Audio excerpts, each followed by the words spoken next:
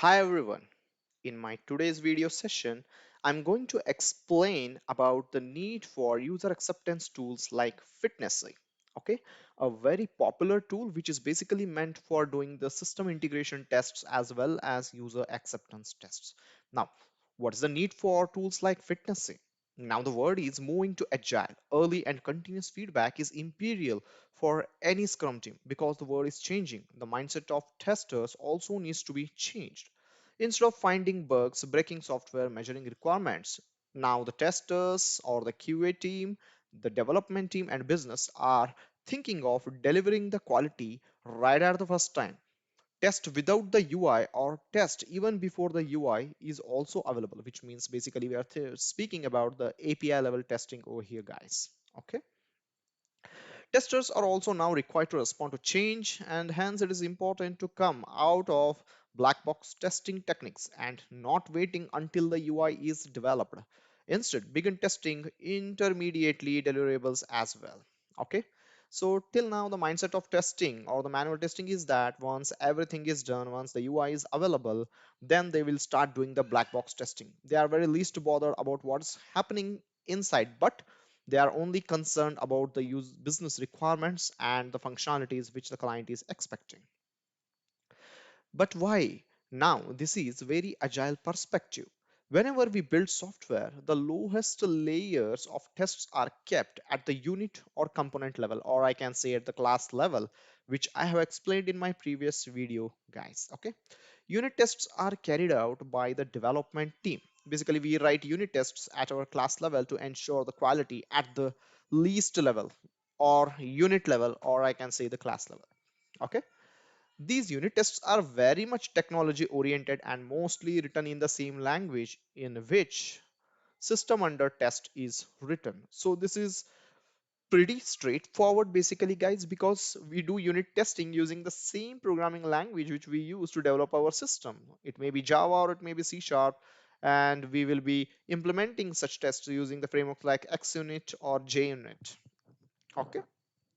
Now, these unit tests are written with XUnit test tool. I'm taking the example of XUnit here. Basically, we say in the testing word that if our unit test is rock solid, defects are identified much earlier, and the testing above the unit testing layer becomes easy in a stable environment.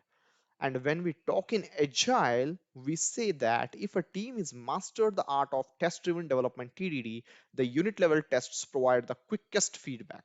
Okay. So as I have explained in my previous session, if you are pretty strong in writing unit tests, especially for each and every business requirements, I think you will get the quickest feedbacks early in the development cycle itself, or I can say if it's existing system and if you are introducing some changes, then very in the initial stage itself you will understand what regression you are causing basically, guys. So that's what they're trying to explain over here. Okay. The layer above the unit or component layer is the acceptance tests. Now the testing happens in various layers basically. Okay. It is the unit test which is carried out by the development team where they try to test each and every unit they have developed for its conformance or compliance with the business requirements. Now there's one more layer above unit testing, and that is called the acceptance test layer, which is carried out by the business. Okay, mark these words, guys. The layer above the unit or component layer is the acceptance tests layer, which is carried out by the business. Okay, so these are functional tests, have more coverage than the unit tests, and are most often executed by the non-developers. These tests test the layer behind the presentation layer or the APIs, as I said initially.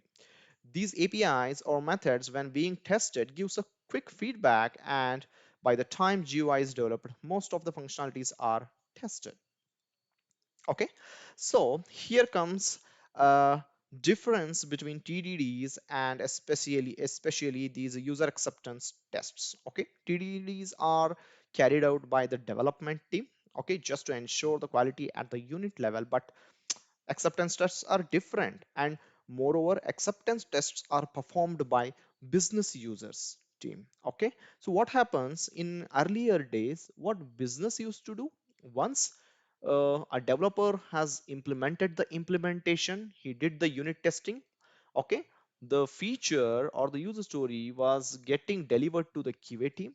The testing team or the quality assurance team used to test each and every business scenario from their side, and they used to sign off for the business usage. Now, before getting it ready for the production usage, the business used to test these functionalities on the pre-prod or stage environments. Now it was the manual process, and those were error prone, and there was a possibility that if due to some reason business would have come up with a new requirement, or they forgot some of the requirements, or there was a mismatch, it was resulting in escalations or resulting in bugs from the business side. Okay, now with the introduction of this kind of testing tools like Fitness say, okay, what business can do is basically they can also make use of this tool to specify their business requirements. I'm going to explain that in detail in the next few steps, basically. Okay, so what happens in case of Fitness A is basically a wiki based tool. Okay, and it doesn't use any programming language to specify the business requirements. It simply uses a tabular format to specify the business requirements. Okay, so this kind of wiki based format is very user friendly. Now, not only developers can carry out their tests, but the quality assurance team can also make use of these tests, and business can also make use of this tool to specify their business requirements in case of test cases. So Fitness is an example of this automated acceptance tests layer. Okay, so whatever business people used to do manually, now Fitness is going to automate that process. So what is Fitness say? Now let's get into the real deal. So, according to the documentation by the Fitness team, they say that Fitness is a fully integrated standalone wiki and acceptance testing framework. It is the open source wiki web server. Wiki, because it allows creating your own web pages on which test tables are created. These test tables are nothing but the test data, basically. As I already explained, you will specify your requirements or business scenarios in terms of test tables. Okay, its intention is to support agile style of black box acceptance and regression testing. Okay, it's also a collaboration tool because testers collaborate with the developers to prepare the test suite. I would like to make a correction that not only testers and developers collaborate here, but the entire team collaborates over here. Even business team can go through this Fitness A pages or Fitness A tabular requirements. These are very user friendly and simple tables which is very easy to read and understand for even a layman. Okay, now comes the question, why should I use Fitness? Agile test team can use Fitness to prepare test suits what that will test the methods in the code. Okay, Fitness is analogous to XUnit in a way that it also tests the methods, but it's different than XUnit because the tests are in the form of simple tables which can be used by both developers and non-developers. Non-developers being the QA, the quality assurance team, the business team, or the high level management also, guys. That's the flexibility we get here. Now, what are the benefits being? Yeah, early feedback by executing the automated acceptance tests as often as required. Tests results are deterministic because they are highlighted in either red or green. The moment you run these tests on Fitness server, once the test run is completed, straight away you will be able to see the status of each and every test case in your table by a color coding, like red is for failure, green is for success. Test data can be designed to suit the quality needs. Okay, as this test data can be specified by the business itself, trust me, they can achieve whatever quality or further purification of the requirements in terms of this tabular requirement format. Okay, the tests are written in simple language and easy to understand as they are written in a tabular form. These tables are defined in terms of input and expected outputs. Okay, that I'm going to show you in a meanwhile. So what all we create basically in Fitness? In Fitness A, you can create tests and suit. The terms are very much the same as we used in the testing word and also in the unit testing word for developers also. Tests are single script and suit is collection of or group of tests. Okay. When you create a suit and execute it, the advantage is that all the tests in that suit are executed. So you need a proper planning to arrange your tests in a suite. Okay. So basically, you can create pages in Fitness. Okay, you can specify your test cases in terms of pages, and then you can group those pages into test suite. Okay, so a test suite is basically a collection of test pages, and each test page contains a n number of tabular requirements and their expectations. Okay, which is basically the various test scenarios.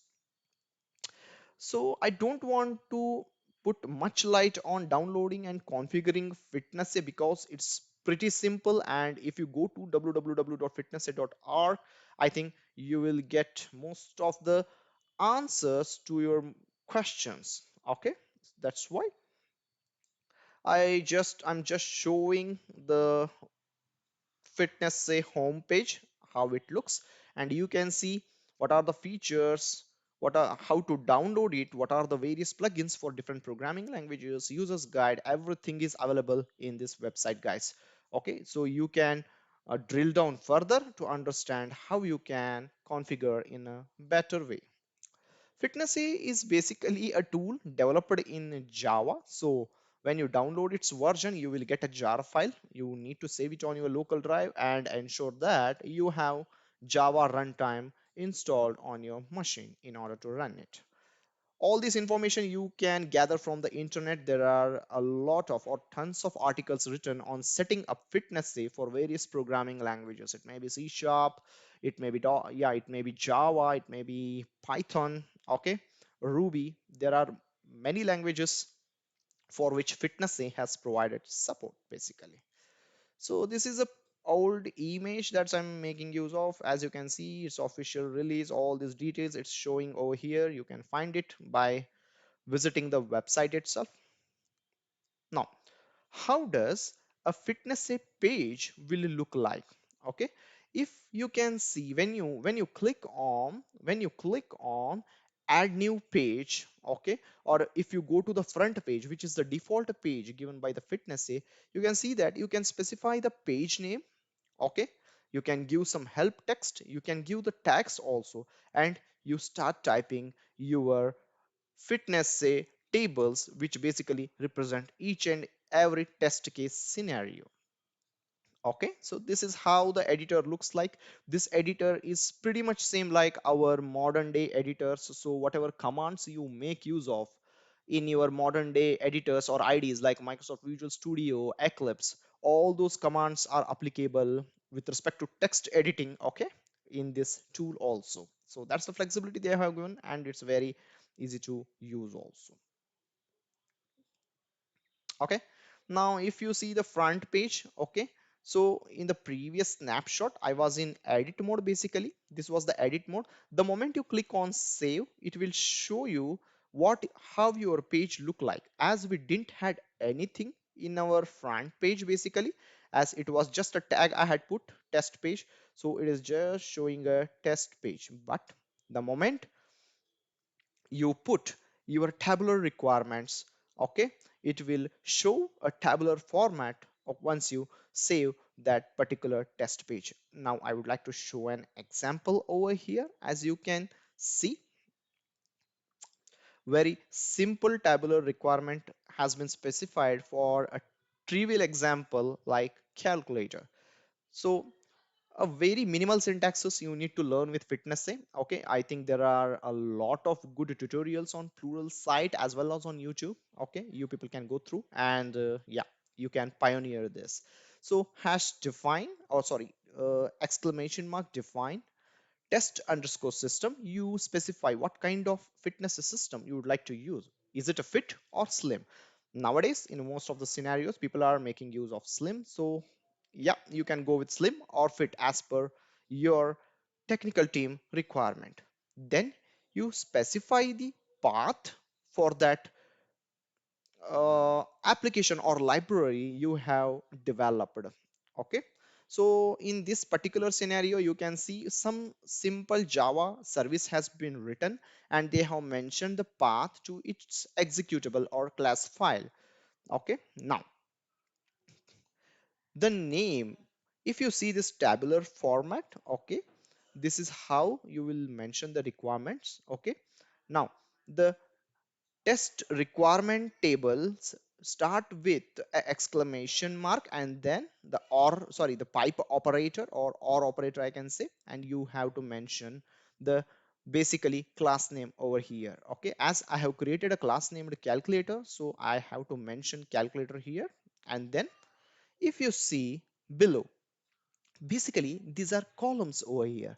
I'm specifying what should be the first operand, what is my second operand.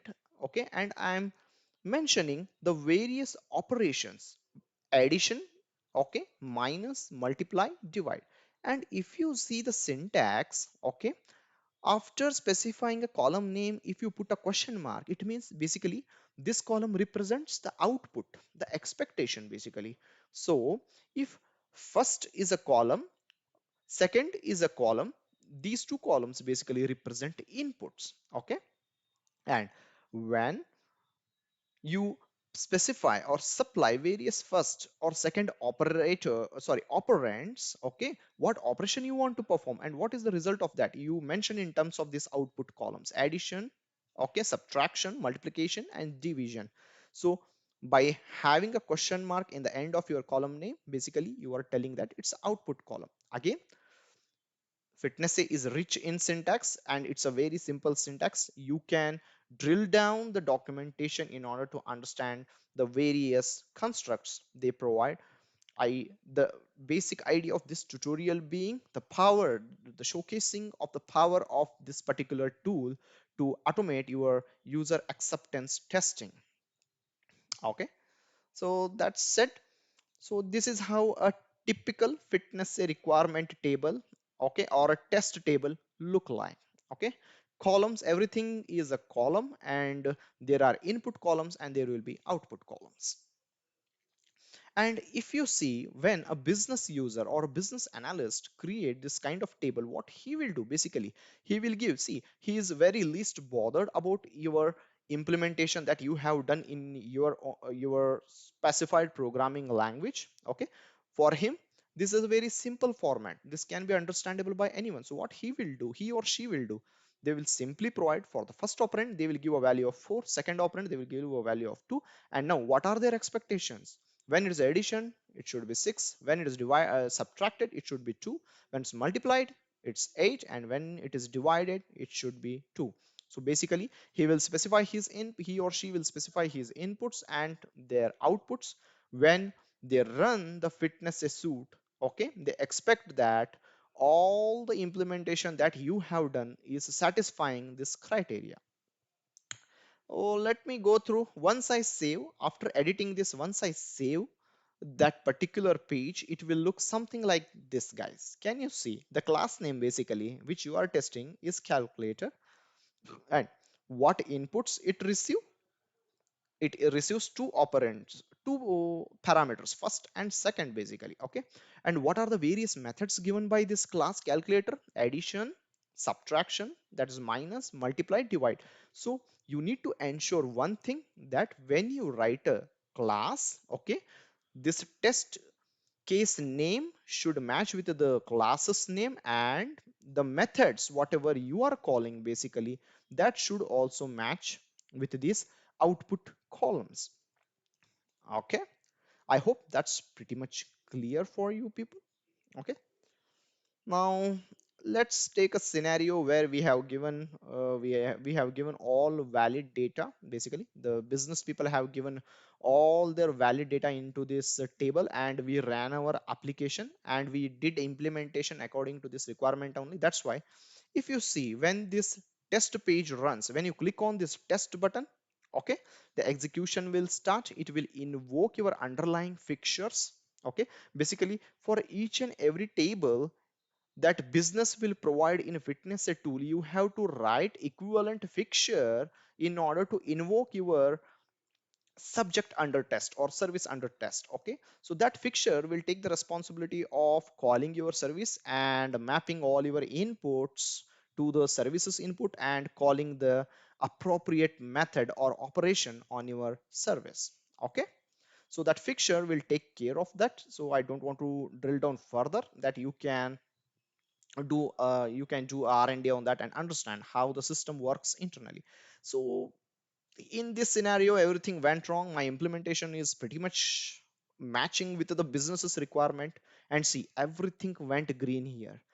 This particular system is telling you that whatever implementation till now you did is basically matching with the business requirement. This means basically you are ensuring quality before QA starting the testing itself. Your testing team, before they start the manual testing, you are basically ensuring that you have done your implementation adhering to the business requirements. Isn't that cool, guys?